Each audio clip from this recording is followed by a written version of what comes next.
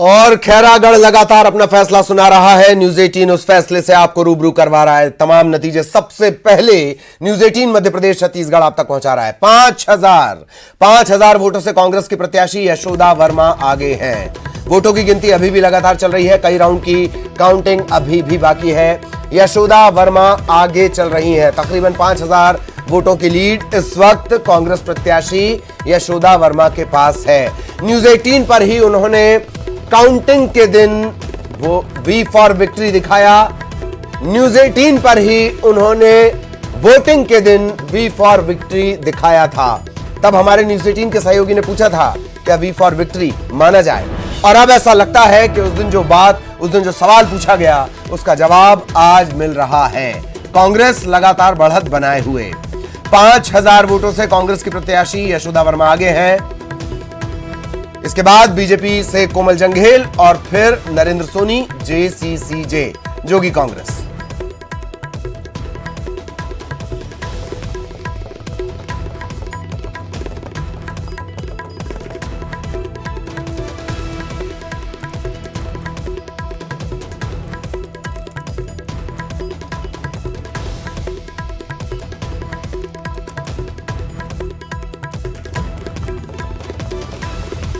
तो लगातार खैरागढ़ का अपडेट न्यूज 18 मध्य प्रदेश छत्तीसगढ़ आप तक पहुंचा रहा है। चर्चा भी कर रहे हैं क्यों खास है खैरागढ़ और इस खैरागढ़ का असर आप पर क्या होगा। सबसे पहला सवाल न्यूज 18 आपके लिए इस बात की पड़ताल कर रहा है। खैरागढ़ में हमारे तमाम सहयोगी मौजूद हैं। रायपुर किस तरीके से रिएक्ट कर रहा है इसे देखकर उस पर भी नजर बनी हुई है। कई जगहों पर बीजेपी की जो निगाह है वो इस नतीजे पर टिकी हुई है, वहां पर भी हमारी नजर बनी हुई है। न्यूज 18 लगातार सबसे तेज नतीजे आप तक पहुंचा रहा है। कई राउंड की काउंटिंग अभी हालांकि बाकी है।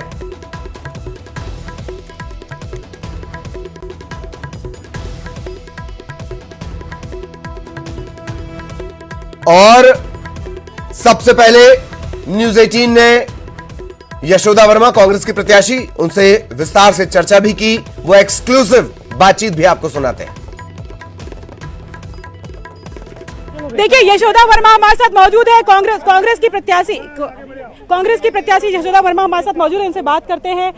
आज नतीजे का दिन है, इतने दिन मेहनत की, क्या सोच रहे हैं? मुस्कुराहट आपके चेहरे पे? हाँ, खुशी तो है।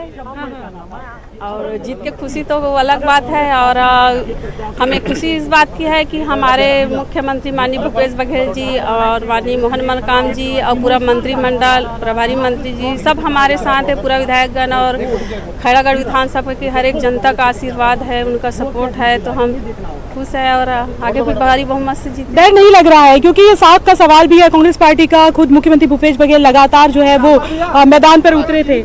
नहीं, हम डर कैसे, अभी किस चीज से डरेंगे? चुनाव है, मैदान में उतरे हैं जी।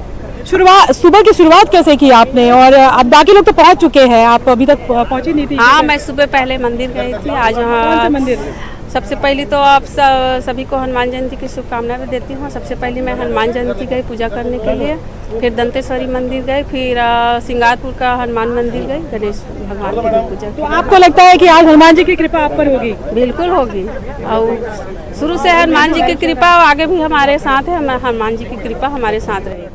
2,500 की लीड पर है आप, आगे भी जारी रहेगा ये सिलसिला? हाँ, जारी रहेगा। शुरुआत जैसी हुई आपको लगता है कि वैसी शुरुआत होगी? हाँ, वैसी होगी, आखिरी तक वैसी ही रहेगी। महिला प्रत्याशी आप रही हैं और महिलाओं का कितना सपोर्ट आपको लगता है कि मिला होगा वोटर्स का? महिलाओं का पूरा सपोर्ट मिला है, बहुत उत्साही से मतदान केंद्र में पहुंचे और खुशी मतदान किए हैं। और बीजेपी का कहना है कि जो है ये उपचुनाव उनके खाते में जाएगा। नहीं, वो हमारे खाते में, हमारे कांग्रेस पार्टी के खाते में जाएगा। पूरा समर्थन है, हमारा मतदाता भाई बहन का पूरा समर्थन है और कांग्रेस ही विजय हो। आपकी पार्टी में भी कुछ लोग नाराज दिख रहे थे जब आपको मौका मिला, तो आपको क्या लगता है कि वो नाराजगी नहीं रहेगी? नहीं, वो कुछ नाराजगी नहीं है, सब मिलकर काम किए हैं और सब शांति है। अब तक राज परिवार का दबदबा रहा है, आपको क्या लगता है नरेंद्र सोनी जो है वो कितना डैमेज करेंगे या फिर फेवर होगा आप?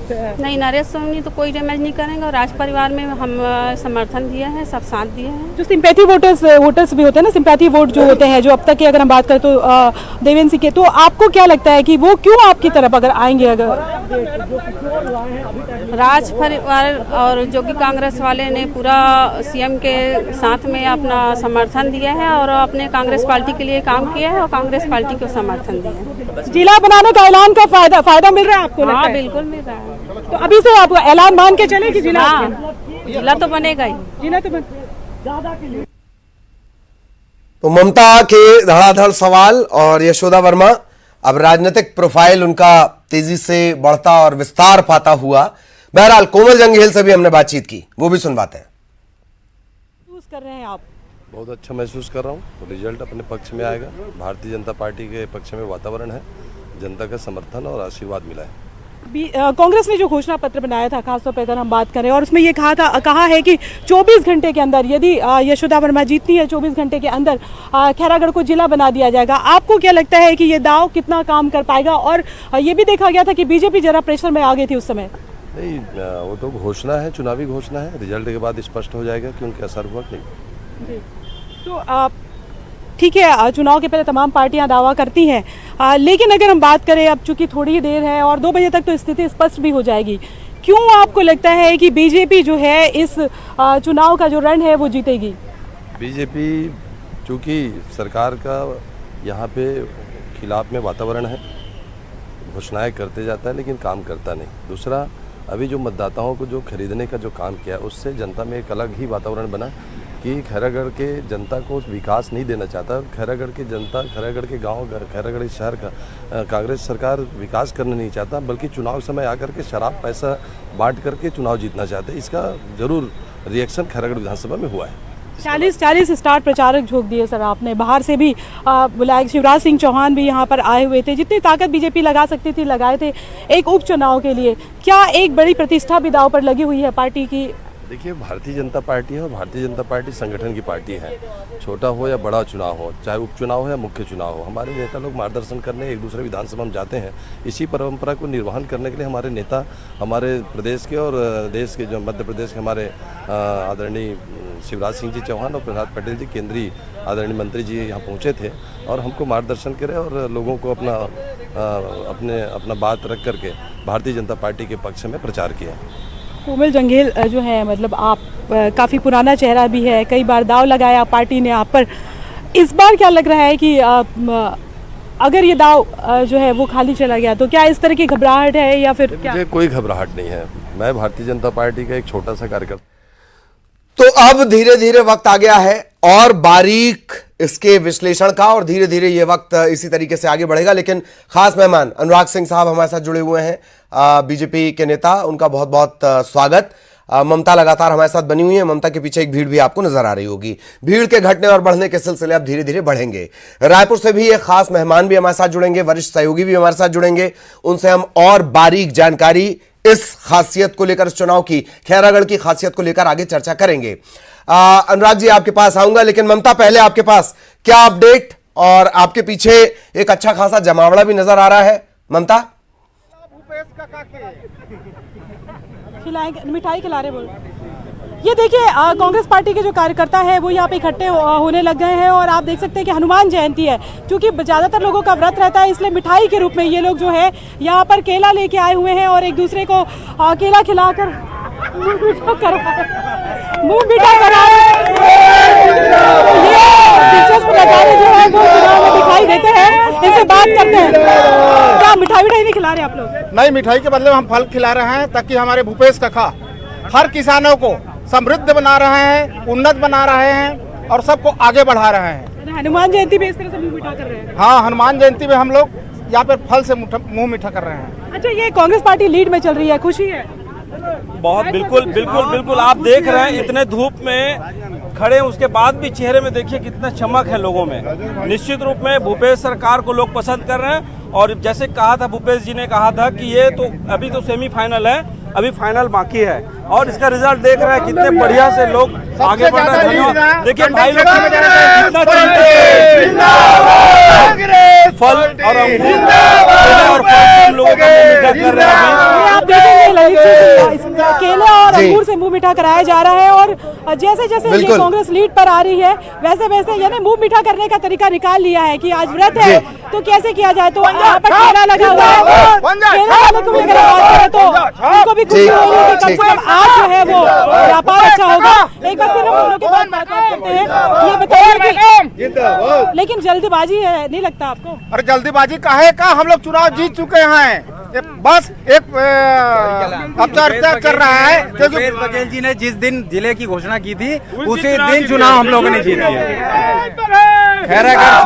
खैरागढ़ छुई खदान और गंडई के खैरागढ़ छुईखदान गंडई के जिले की घोषणा जिस दिन भूपेश बघेल जी माननीय मुख्यमंत्री जी ने की थी, लोगों के अंदर उनके जनभावनाओं को समझा था, सबकी आवश्यकता बिल्कुल अंगूर जैसा मीठा ही होगा, बिल्कुल अंगूर जैसा मीठा होगा। और जैसा हम लोगों ने मीठा मुंह मीठी किया, सब लोग मुंह मीठा करेंगे। बिल्कुल ममता जो नतीजा है, जी मैं समझ पा रहा हूँ आपके पीछे जो कार्यकर्ता हैं ये उसी कांग्रेस के कार्यकर्ता हैं जिन पर अति उत्साह के आरोप लगते रहे हैं।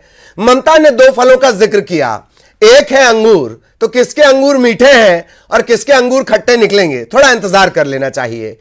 ममता ने जिक्र इस बात का भी किया कि केले खिलाए जा रहे हैं, किसके हिस्से केला है किसके हिस्से करेला है, थोड़ा इंतजार करना चाहिए। इन सब के बीच अनुराग जी लगातार हमारे साथ बने हुए हैं। अनुराग जी 5000 की लीड, तकरीबन 5000 की लीड, क्या रिएक्शन आपका, एक मैं चाहूंगा अनुराग जी। देखिए अभी बहुत अर्लियर है और मुझे लगता है कि साल्हेवारा जो क्षेत्र है वहां से मतगणना शुरू हुई है और निश्चित रूप से पिछले इलेक्शन में भी जब हम 1000 वोट से चुनाव हारे थे 800 वोट से, तो उस क्षेत्र में हम पीछे थे और लगभग 4000 से पीछे। मैं मानता हूं कि अभी जैसे जैसे हम आगे बढ़ेंगे गंडई की तरफ और छुईखदान की तरफ और फिर खैरागढ़ की तरफ, तो निश्चित रूप से हमको एक अच्छे परिणाम की उम्मीद है और वो उम्मीद पूरी होगी ऐसा हम लोग अपेक्षा रखते हैं।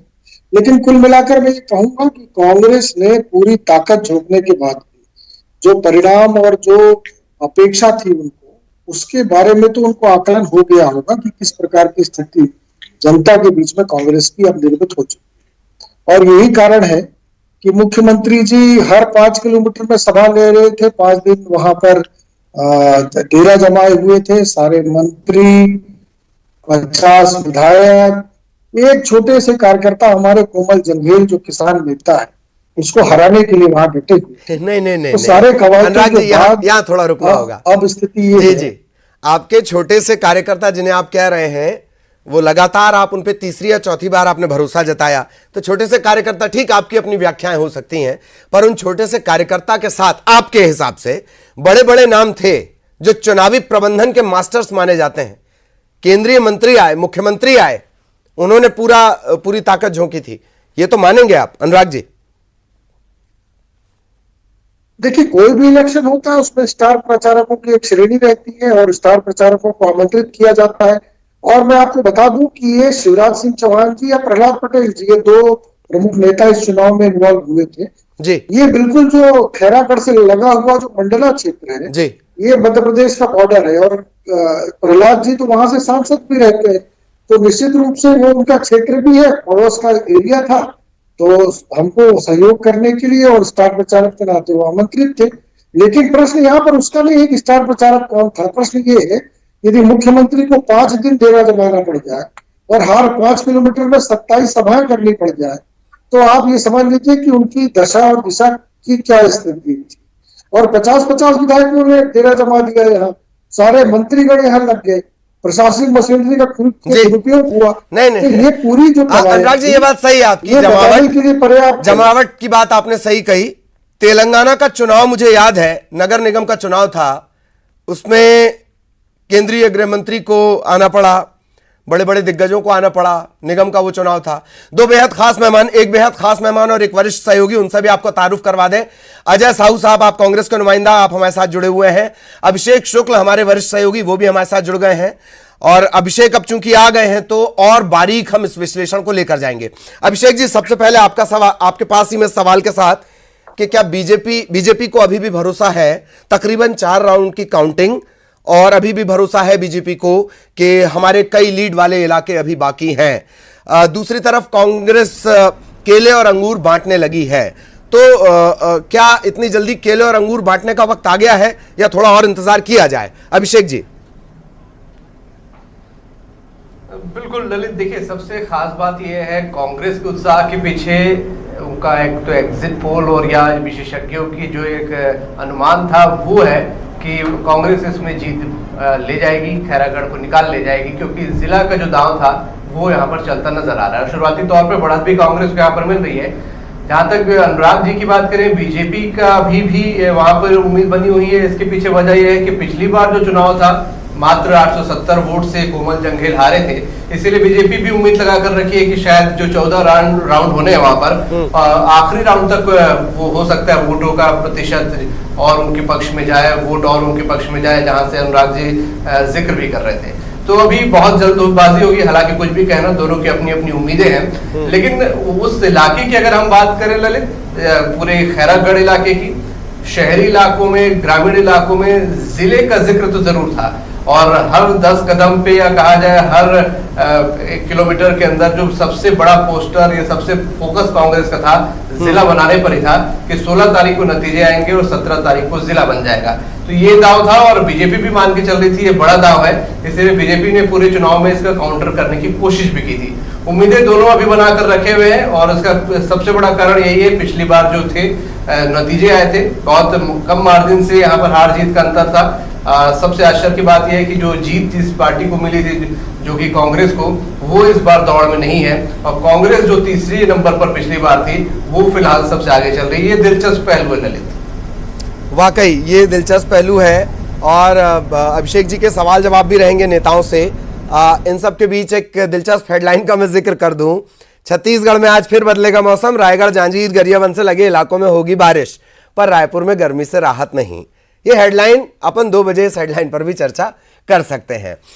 अब मैं अजय जी आपके पास आना चाह रहा हूं। 5000 की लीड पर है तकरीबन आप, और केले अंगूर आपके कार्यकर्ता बांट रहे हैं।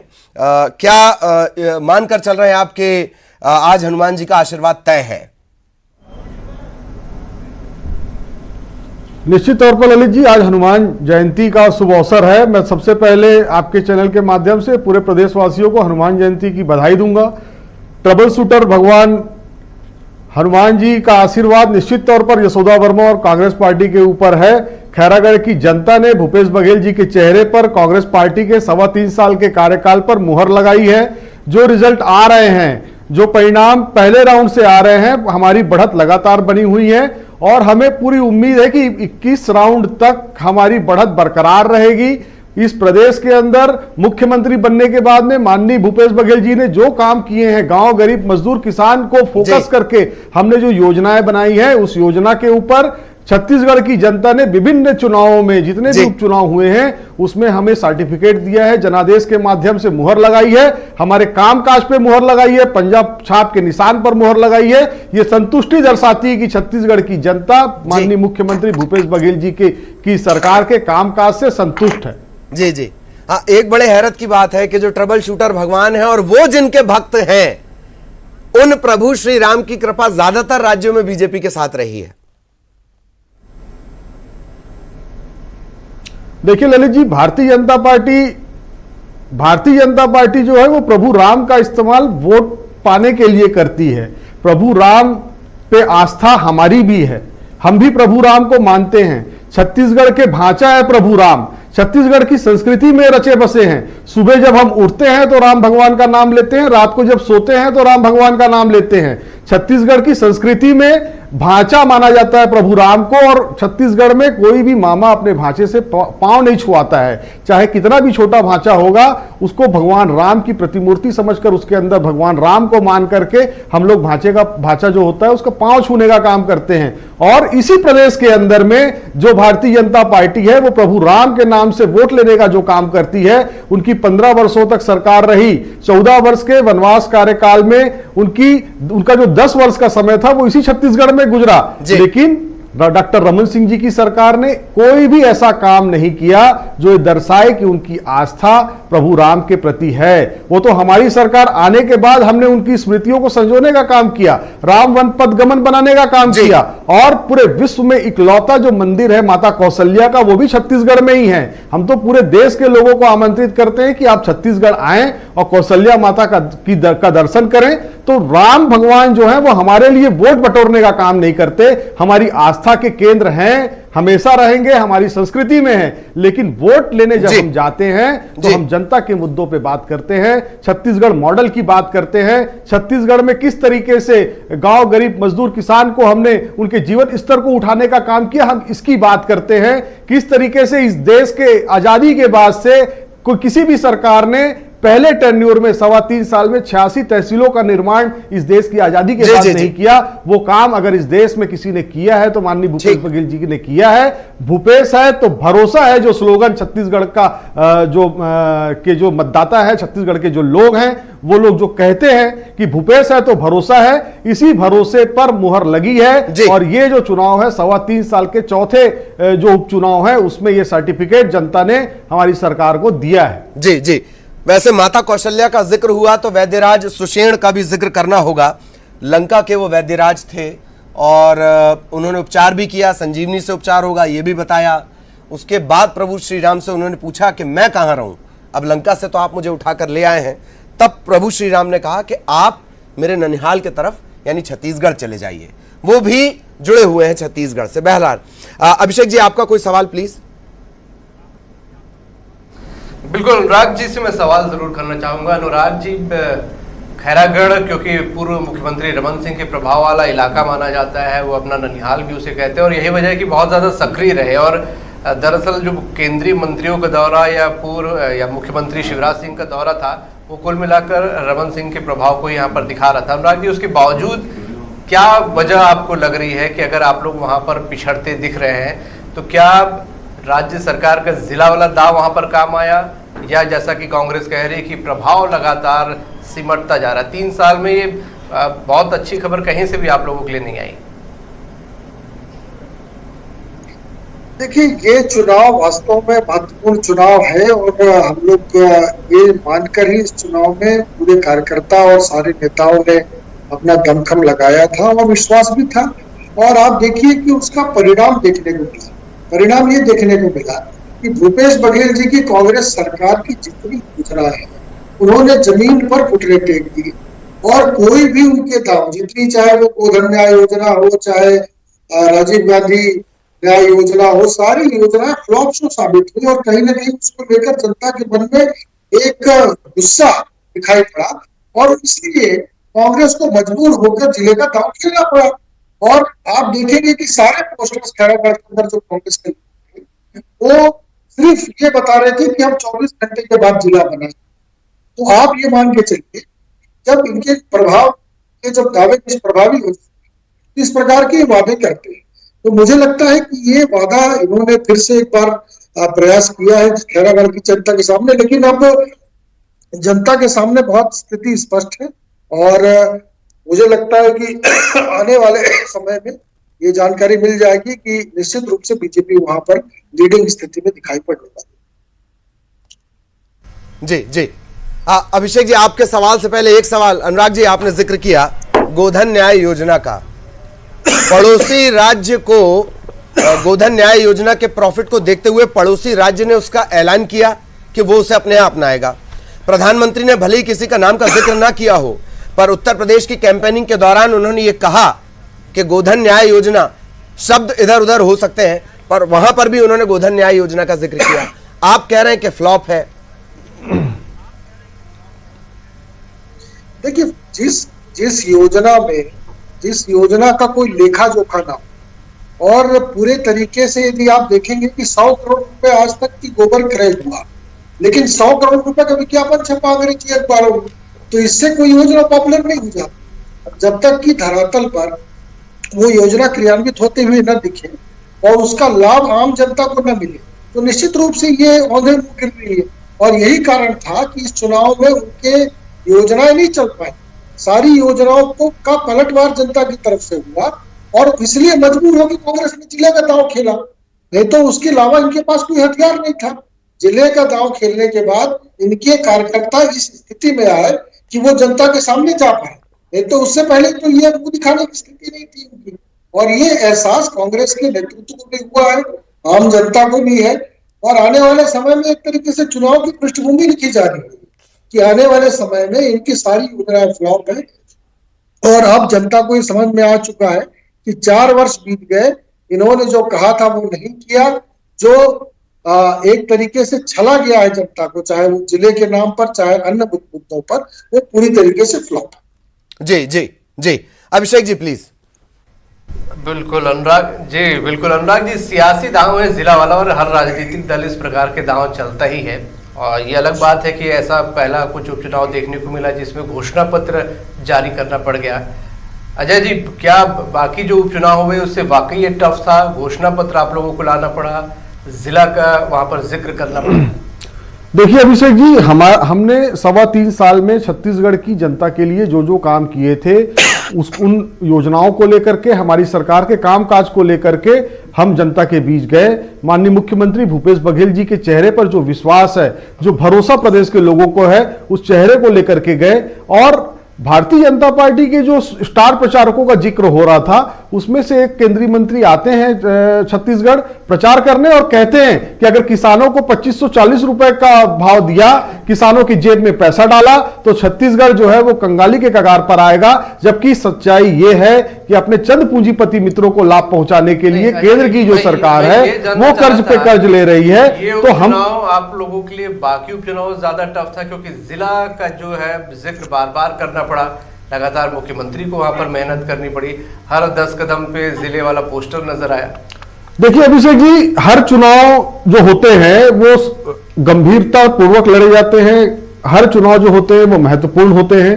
जैसे अभी तेलंगाना के चुनाव का जिक्र किया, माननीय अमित शाह जी केंद्रीय गृह मंत्री जी वहां पर जाकर के नगरीय निकाय के चुनाव में प्रचार किया उन्होंने, तो ये कोई मापदंड नहीं है। अगर हम मुख्यमंत्री जी के चेहरे पर चुनाव लड़ रहे हैं, उनके कामकाज पर चुनाव लड़ रहे हैं, तो क्षेत्र में मुख्यमंत्री जी का दौरा भी होगा। इन्होंने तो आयातित करके दूसरे राज्यों से मुख्यमंत्री बुलाए थे, तो ये तो हमारे राज्य के मुख्यमंत्री, उनका तो दौरा निश्चित तौर पर होगा। माननीय मुख्यमंत्री भूपेश बघेल जी के दौरे से भारतीय जनता पार्टी इतनी तिलमिला क्यों जाती है, इतना डर क्यों जाती है, इतना घबरा क्यों जाती है, ये समझ से परे है। जबकि इनके जो नेता आए थे, उन्होंने किसानों का जो अपमान किया, किसानों को जिस तरीके से नीचा दिखाने का काम किया, ये कहीं ना कहीं वहां के लोगों को ये चीज क्लिक की। और किसान जो है वो छत्तीसगढ़ के जो मुखिया हैं उनसे जुड़ा हुआ है, क्योंकि वो खुद भी किसान है, किसान परिवार से आते हैं, तो उन पर एक विश्वास जताया है और जनादेश के हिसाब से मुहर लगाया है। आपके जो नेतृत्व है, केंद्रीय नेतृत्व, छत्तीसगढ़ के नेताओं पे भरोसा नहीं रहा, और क्या इस भरोसे या इस आरोप को आप लोगों ने सही साबित नहीं किया इस बार स्टार प्रचारकों में दूसरे राज्यों के लोगों को लाकर, कि अपने आप में यहाँ छत्तीसगढ़ में कद्दावर लोगों की कमी थी?